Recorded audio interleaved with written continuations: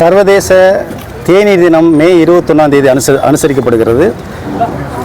உலகத்தில் தண்ணீருக்கு அடுத்தபடியாக மிகவும் விரும்பி குடிக்கிற ஒரு பானம் தேநீர் பானம். So today is international tea day.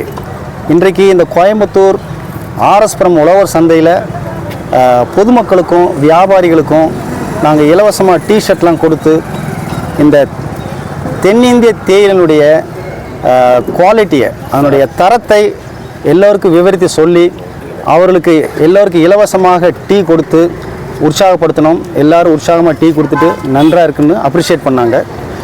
So இந்த உழவர் சந்தையானது தமிழ்நாட்டில் 5வது பெஸ்ட்டு ஒரு உழவர் சந்தை. இந்த கோயம்புத்தூர் ஆர்எஸ்புரம் உழவர் சந்தை இந்த இடத்த எங்களுக்கு வழங்கி அனுமதி கொடுத்து இந்த நாளில் இந்த நிகழ்ச்சியை நடத்துவதற்கு வாய்ப்பு கொடுத்து அனுமதி கொடுத்த டெப்யூட்டி டைரக்டர் ஏஓ சார் மற்றும் இங்கே இருக்கிற மற்ற ஸ்டாஃப்களுக்கும் இந்த நிர்வாகத்துக்கு நாங்கள் நன்றி சொல்லுகிறோம். இந்தியாவில் 1400 மில்லியன் கிலோகிராம் டீ உற்பத்தி செய்யப்படுகிறது. தென்னிந்தியாவில் 225 முதல் 250 மில்லியன் உற்பத்தி செய்யப்படுகிறது. இந்தியா கடந்த ஆண்டு 254 மில்லியன் கிலோகிராம் டீ ஏற்றுமதி செய்திருக்கிறோம். உலகத்தில் 2வது இடத்துல தேயிலை ஏற்றுமதியில் இந்தியா இருக்கிறது. இந்த தேயிலை வர்த்தகமான தேயிலை தொழிலானது, தேயிலை உற்பத்தியானது, தேயிலை சாகுபடியானது கோடிக்கணக்கான மக்களுடைய வாழ்வாதாரத்துக்கு உதவியாக இருக்கிறது. இந்த தேயிலை இந்திய பொருளாதாரத்துக்கு முதுகெலும்பாக இருக்கிறது.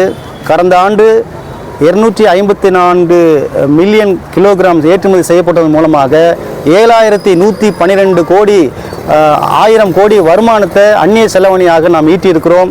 இது இந்தியாவுடைய பொருளாதாரத்துக்கு ஒரு முக்கியமான சப்போர்ட்டாக, ஒரு உறுதுணையாக அமைகிறது. ஸோ மட்டுமல்லாமல் சுற்றுச்சூழலை பாதுகாப்பதற்கு இந்த தேயிலை தோட்டமானது மிகவும் உதவியாக இருக்குது.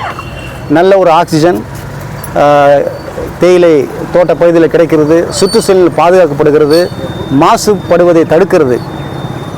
ஆகையினால இந்த தென்னிந்தியாவுடைய தேயிலை தரத்தை பற்றி எடுத்து சொல்லும்படிக்கும், அதனுடைய தரத்தை விவரித்து சொல்லும்படிக்கும் தான் இன்றைக்கு இந்த நிகழ்ச்சி நாங்கள் ஏற்பாடு செய்திருக்கிறோம்.